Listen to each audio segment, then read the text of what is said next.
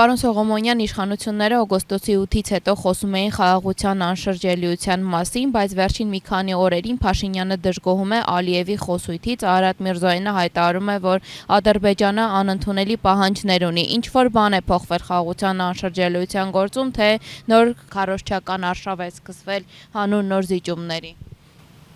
Պատկերավոր ասած, իրավիճակը Հայաստան-Ադրբեջան հարաբերություններում, ավելի ճիշտ Փաշինյան-Ալիև հարաբերություններում հետևյալն է. Ալիևը Փաշինյանի քթից բռնած տանում է այս կողմ, տանում է այն կողմ։ Իսկ Փաշինյանը ժողովրդի քթից բռնած է տանում այս կողմ, տանում այն կողմ, միշտ ժողովրդին վախեցնելով պատերազմի ուրվականով, ասելով, որ ինքը խաղաղության ավետաբերն է, մնացած բոլոր քաղաքական ուժերը պատերազմի հրձիքներն են։ Մեզ այսքան տարիները Փաշինյանի կառավարման եւ դրանցում եղած պատերազմների թիվը, ավերածությունների մակարդակը, կորուստների մակարդակը, ինտենսիվությունը եւ այս ամեն ինչը բավական է այդքան քանակական տվյալները հասկանալու համար, որ պատերազմաբեր ուժը քաղաքացիական պայմանագիրն է եւ պատերազմաբեր անձը Նիկոլ Փաշինյանն է։ Եվ այս բոլոր աղետները, որ տեղի են ունեցել հիմնականում մեծամասամբ իր հայտարարությունների, իր խոսքի վրա հիմնված իրողությունների հաշվին։ Շատերը պնդում էին, որ ռուսական հարաբերությունները լարված են, բայց Փաշինյան-Պուտին հանդիպումներից հակառակ տպավորություն է կարելի է ստանալ, կարծես թե խոսվում է համագործակցության ընդլայնման մասին, որևէ խնդիր չի հիշատակվում, ձեր գնահատմամբ ինչ է կատարվում այս ուղղությամբ իրականում։ Իմ գնահատմամբ ինչպես Ռուսաստանի հետ հարաբերություններում, այնպես էլ ԱՄՆ-ի հետ հարաբերություններում, այնպես էլ Թուրքիայի հետ հարաբերություններում, այնպես էլ Եվրոպայի հետ հարաբերություններում Հայաստանից պարզապես բոլորն էլ աշխատում են օգտվել։ Քամել, այն ինչ հնարավորություններ որ կա, քամել։ Եվ դա այսօրվա միջազգային քաղաքականության պատկերը այդպիսին է, հատկապես այսօր։ Միշտ է եղել այդպիսին, որ միջազգային քաղաքականությունը շահերի վրա հիմնված պայքար է եղել, իրենից ներկայացնում է այդպես վայրի գազաններով լի մի անտառ, որտեղ յուրաքանչյուրը փորձում է իր գոյատևման համար իր կտորը փախցնել։ Իսկ Փաշինյանը այն դերակատարն է, որը անընդհատ զիջում է եւ բնականաբար այս պարագայում Պուտինն էլ խնդիր ունի ցույց տալու, որ Հայաստանի Հանրապետության հետ պահպանում է ստրատեգիական բնույթի հարաբերությունները, բարձր մակարդակի հարաբերությունները, ներկայանալի գործընկեր դիտարկվելու համար նա պետք է դա անի։ Մինչդեռ մենք տեսնում ենք, որ իրականում խորքային խնդիրներ գոյություն ունեն հայ-ռուսական հարաբերություններում, ինչը պայմանավորված է Թուրքիայի ազդեցությունը այս տարածաշրջանում մեծացնելուն ուղղված Փաշինյանի գործունեությամբ։ Այն հանգամանքը, որ Փաշինյանը փաստացի ասում է հետևյալը, որ թուրանական ծրագիրը հակադրության մեջ չի մտնում հայ ժողովրդի ազգային պետական շահերի հետ, դա ոչ միայն հայ ժողովրդի շահերի հակասող, հայ ժողովրդի համար կործանարար հայեցակարգ է, այլ նաև Ռուսաստանի համար, Ռուսաստանի ազդեցությունը այս տարածաշրջանում այդ քաղաքականության արդյունքում նվազում է։ Բայց քանի որ դեռ արկա է ուկրաինական ճգնաժամը, ինչը մեծ խնդիրներ է առաջացնում Ռուսաստանի եւ այլ պետությունների հետ հարաբերություններում, ինչը դեռևս Թուրքիայի արժեքը բարձր է պահում այս տարածաշրջանում, պես խաղում են պարզապես այդ յուրաքանչյուր խաղային դրվագից Հայաստանը կրում է եւ իմիջի կորուստ եւ նաեւ ինչու ոչ նյութական կորուստներ է կրում եւ մեր ժողովրդի մեջ անհամաձայնությունը, պառակտվածությունն է գնալով ավելի պատանում, այսինքն մենք որևէ բան չենք կարողանում շահել այս գործընթացում։ Շատ վերլուծաբաններ տարածաշրջանում սպասում են նոր լայնածավալ պատերազմ։ Այս ֆոնին իշխանությունները հայտարարում են, որ $250 միլիոն նվազեցնելու են պաշտպանական բյուջեն, չեն գիտակցում, որ անվտանգության համար ավելի շատ բան պետք է անել, թե չեն ցանկանում։ Իրենք պարզապես ունեն ըստ էության պայմանավորվածություններ թուրք-ադրբեջանական կողմի հետ, որպեսզի պահպանեն իրենց իշխանությունը, Թուրքիան, Ադրբեջանը օգնեն իրենց Փաշինյանին պահպանելու իր իշխանությունը, վերարտադրվելու, դա նրանց անհրաժեշտ է, օդի ջրի պես անհրաժեշտ է թուրանական ծրագիրը առաջ տանելու համար, Ադրբեջանի համար նոր զիջումներ պարտադրելու համար, պարզապես տարբերությամբ, որ թուրքերը մի քիչ ավելի հեռահար են նայում այս ամեն ինչին, իսկ ադրբեջանցիները փորձում են ինչքան հնարավոր է պոկեն, որովհետև համոզված չեն ընտրությունների, ելքի վրա եւ ցանկանում են անընդհատ պոկել։ Այս պարագայում, երբ որ մենք տեսնում ենք Ադրբեջանում պետական բյուջեի մեջ փոփոխություններ հոգուտ ռազմական բյուջեն ավելանում է եւ ընդհանրապես աշխարհում տենդենսը այդպիսին է, որ պետությունները շարունակում են զինվել, ռազմական արդյունաբերությունն է զարգանում։ Ամերիկայի Միացյալ Նահանգներում պաշտպանության դեպարտամենտը, պաշտպանության նախարարությունը վերափոխվում է պատերազմի նախարարության, ինչը միայն անվան փոփոխություն չէ, այլ տրամաբանության փոփոխություն է, ռազմական քաղաքականության տրամաբանության փոփոխություն է։ Հայաստանի իշխանությունները, Հայաստանի վարչախումբը զուտ ելնելով պոպուլիստական նկատառումներից, զուտ ելնելով ժողովրդի համակրանքը շահելու հանգամանքից, որ այ խաղաղություն է բերում, ռազմական ժամկետային զինծառայությունն են կրճատում, պատերազմ չի լինի, սուտ խոսքեր են սրանք որևէ փաստական հիմքի վրա չկառուցված պնդումներ են եւ բազմիցս մենք ասել ենք եւ ավելորդ չենք համարում եւս մեկ անգամ կրկնել, խաղաղությունը խոսքով, թղթով կառուցվող սոցիալական փաստ չէ։ Խաղաղությունը հատկապես մեր տարածաշրջանների նման տարածաշրջանում, որտեղ որ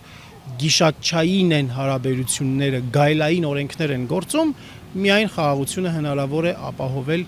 զինված լինելով, այն հին հռոմեական, հին հունական ասույթին ապավինելով, որ եթե ուզում ես խաղաղություն, պատրաստ եղիր պատերազմի, բայց եկեք այստեղ մի կարևոր բան անենք, էլի վերապահում անենք, չպետք է ստեղծվի տպավորություն, որ բոլոր նրանք, ովքեր որ դեմ են խոսում Փաշինյանին, պատերազմասերներ են եւ պատերազմաբերներ են։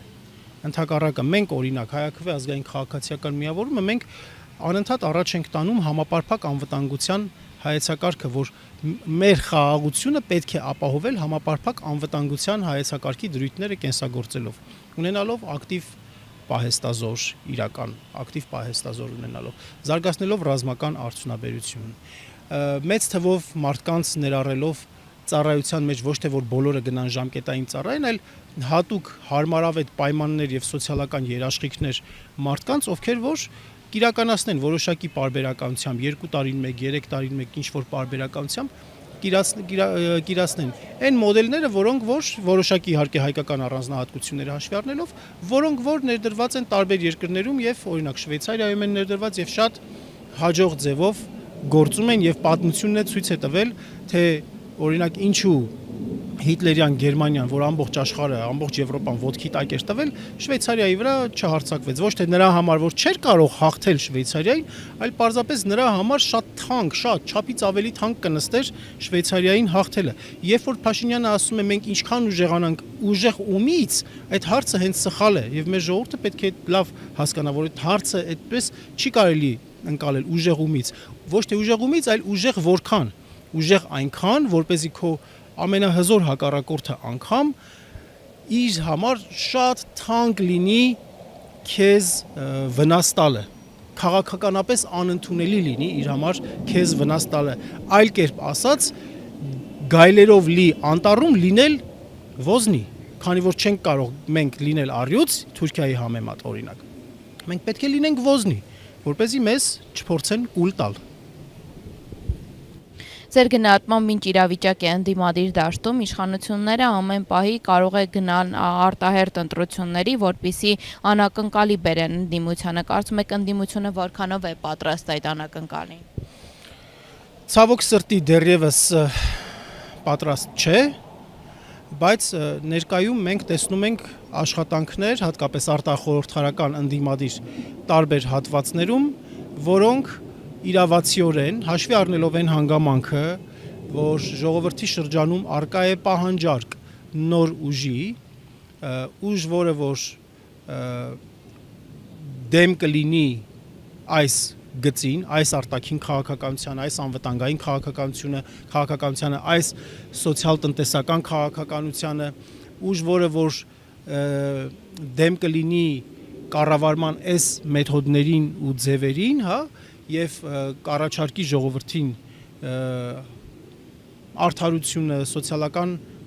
իրավական հավասարությունը, սոցիալական հավասարությունը ապահովող, ավելի արդար, ազգային շահերը հաշվի առնող արտաքին քաղաքականություն եւ միևնույն ժամանակ այնտեղ չեն լինի մարդիկ, ովքեր որ երբևէ կոռուպցիոն սխեմաների մեջ են եղել, այսպիսով մի քանի այսպես կարևոր չափանիշներ կան, որոնցով ժողովուրդը նաև իրենից ուժ ներկայացնող, կարող ուժ ներկայացնող քաղաքական ուժերի պահանջ ունի եւ ես նկատում եմ գործընթացներ եւ մենք ասել ենք ու ողջունում ենք, որ այն ուժերը, որոնք որ իրենց դիմագծով ազգային են, որոնք որ նախկինում չեն թաթախվել կոռուպցիոն տարբեր սխեմաների մեջ, որոնց մոտեցումները ռեալիստական են, իրատեսական են եւ ունեն որոշակի դրական փորձառություն քաղաքական դաշտում, այդ իշխանություն, այդ ուժերի արտախորհրդարանական այդ ուժերի միավորման գործընթացը օրախնդիր անհրաժեշտություն է, որովհետեւ շատ ճիշտ նշեցիք, ցանկացած պահի կարող է անակնկալներ լինեն, կարող է արտախորհրդարանական ընտրություններ լինի։ Ես մի քիչ հավանական եմ գնահատում արտախորհրդարանական ընտրությունների հնարավորությունը, հաշվի առնելով այն հանգամանքը, որ դրա իրականացման իրավական մեխանիզմի հետ կապված իշխանությունները, գործող իշխանությունները խնդրեմ ունեն։ Հրաժարական տան չառաջադրվի տեխնացություն, ում հետ պետք է այդ հարցով պայմանավորվեն, ես չեմ կարծում, որ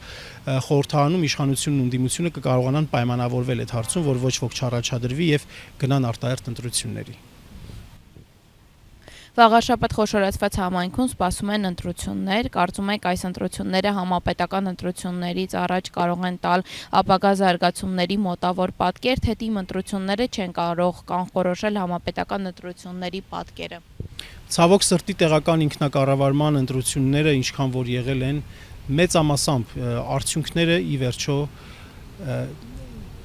ոչ ժողովրդի օգտին են դասավորվել։ Անկամ այն տեղերում, այն համայնքներում, որտեղ ժողովրդի մեծամասնության տեխնացուն ընտրվել է որպես ընդդիմադիր ուժի ներկայացուցիչ, հա, եւ այդ ուժերը նաեւ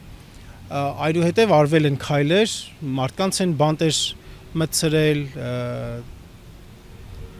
ավականու անդամներ են գողացել, տարբեր սխեմաներով ժողովրդի կամքը այնպես են արել, որ տեղ չհասնի, բայց դա չի նշանակում, որ պետք է հուսալքվել։ Սա Էջմիածնի վաղաշաբաթի ընտրությունները կարևոր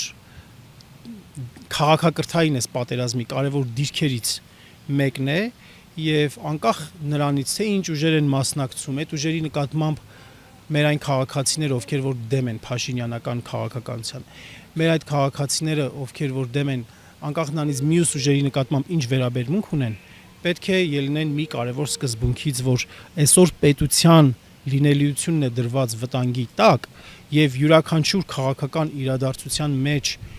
իշխանություններին շանսերից զրկելը կարևոր նշանակություն ունի։ Այս մտայնությունից ելնելով պետք է գնալ ընտրության եւ անգամ վատի ու վատթարագույնի միջև ընտրություն կատարելիս հաշվի առնել պետականության հնարավոր կորուստի վտանգները։